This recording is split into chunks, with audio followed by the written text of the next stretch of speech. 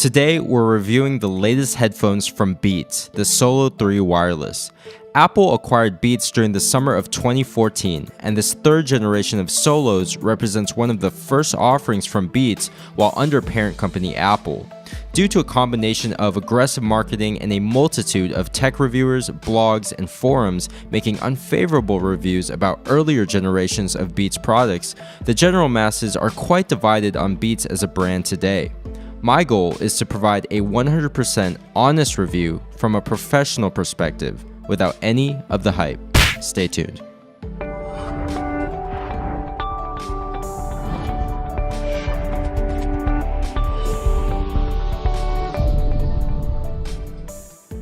Hey, what's up guys? ODI Productions here from recordingnow.com, your number one source for headphone and audio gear reviews. Alright, listen up. I know that just by having Beats in the title of this video, I'm inviting every single Beats hater to drop a dislike and troll comment. But before you do that, I dare you to watch this video through before making your judgment. In fact, I double dog dare you, and if you can hold off on that, there's a prize at the end of this video. Anyways, back to what I was saying. Beats is no doubt the most controversial thing to hit the audio world since, well, ever. No brand has been more polarizing than Beats, but at the same time, no headphone brand has seen as much success when it comes to sales other than perhaps rival company Bose. Now, this is a fact. Apple acquired Beats for $3.2 billion, which is just unheard of for a company built primarily from headphones. The problem that I see today is that too many people hate Beats just because someone on the internet said they suck. Well, as a quick history lesson, Beats was originally owned by parent company Monster, who is responsible for the first generation of Beats.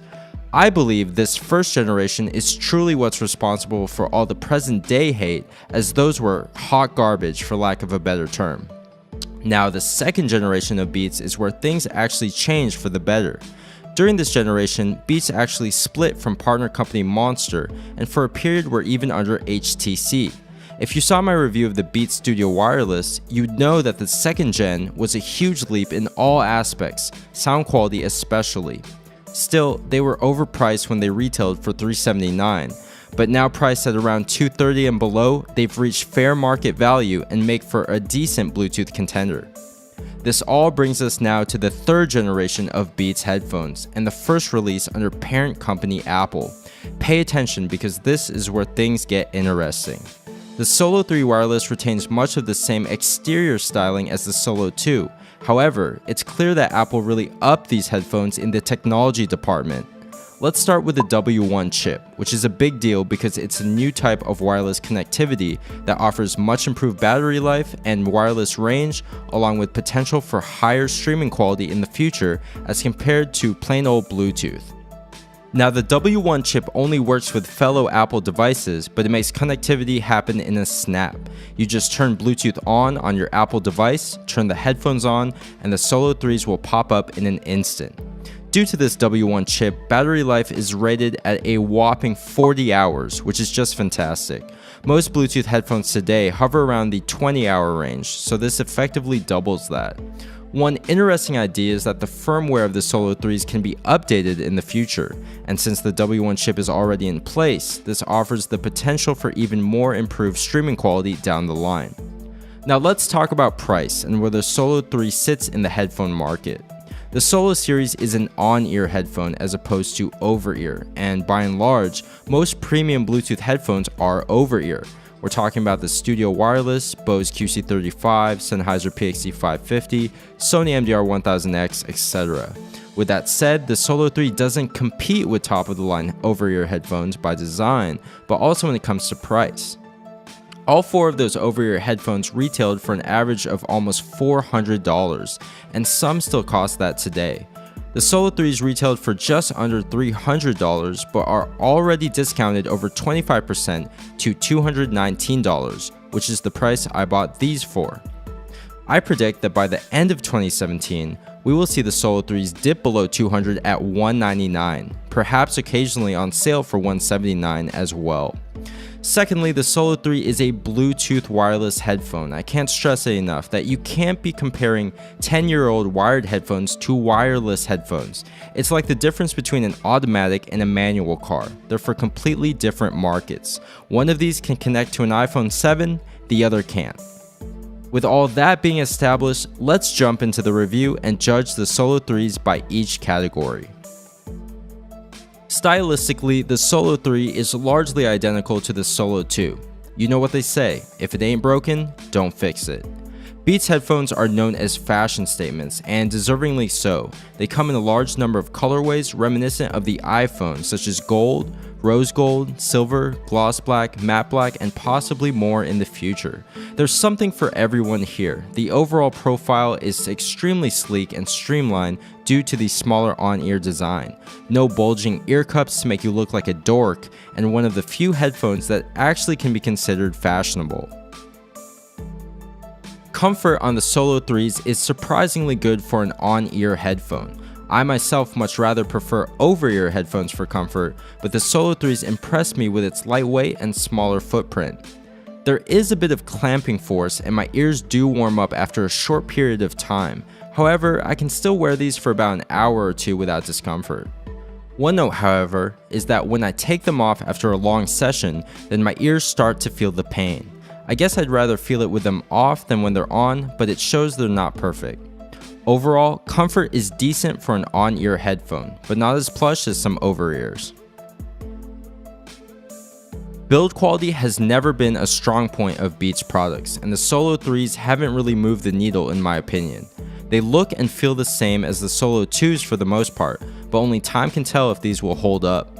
One positive is that I initially grilled the Beats Studio Wireless from the second generation for having extremely subpar build quality. But in their defense, here they are years later still holding up strong. I've worn these daily in the gym and thrown them around without the case, and the only wear is on the ear pads, which can be replaced. If this is any indication for how the Solo3s will last, then I think it's about average. For peace of mind, these are backed by a 1-year limited warranty by parent company Apple. Okay, let's not beat around the bush. The most controversial and debated aspect of Beats headphones is always going to be sound quality. Now, as I've mentioned earlier in this review, Beats is now on its 3rd generation of headphones, and that's a lot of time to improve upon something. I've tested and owned numerous headphones, some retailing for twice the cost of the Solo3s. Out of all these headphones, none of them are on-ears, and here's why. On-ear closed-back headphones are inherently disadvantaged. They have much less space to work with, and the sound funnels directly into your ear as opposed to over-ears, where sound has more space to dissipate. The result is usually an overly boomy headphone that lacks balance. Now, what Beats did with the Solo3s is quite interesting. Knowing that the on-ear design would inherently be bass heavy, they used it to their advantage by really focusing on a punchy low end, but they made it real tight so it doesn't bleed into the mids, which can just result in pure muddiness like the first gen Beats. Next, instead of pulling the mids back, they actually boosted the mid response, which pushes the vocals forward and right up front in your face. Now, the one thing which Beats had to sacrifice is the treble region in favor of stronger mids and low end. When I first heard these, I was dissatisfied with the lack of bright, high-end detail, but I was impressed by the sheer power and fullness of the bass. What did surprise me was how the increased mids helped to add a lot of body to the vocals, and overall results in a very fun headphone to listen to.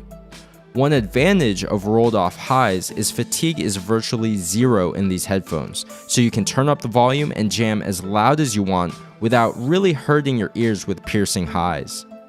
Vocals are always loud and in your face, backed by a bass kick that could rattle your brain if loud enough. Soundstage is nothing to write home about, but for an on-ear closed-back headphone, it's much better than I expected it to be. Another benefactor of the Solo3 is simply technology. With the new W1 chip and latest Bluetooth technology, headphones from previous generations like the Studio Wireless just don't have the same streaming quality. Think of it like this. Imagine watching something in 1080p versus 720p. Even if you had the most generic brand 1080p TV versus the best 720p TV, the 1080p TV is still going to look good simply because of the higher resolution. With the Solo3's, streaming quality is much improved over previous generations of Bluetooth headphones, and the source quality of your music is less compressed. That's always a welcome improvement in my book. Alright, so bottom line, the Solo3 is a stylish, lightweight, on-ear headphone with 40 hours of battery life from updated hardware. They have an extremely fun, punchy sound with mid-forward vocals and none of the mud from the first generation. The bass on these is ridiculous, in a good way.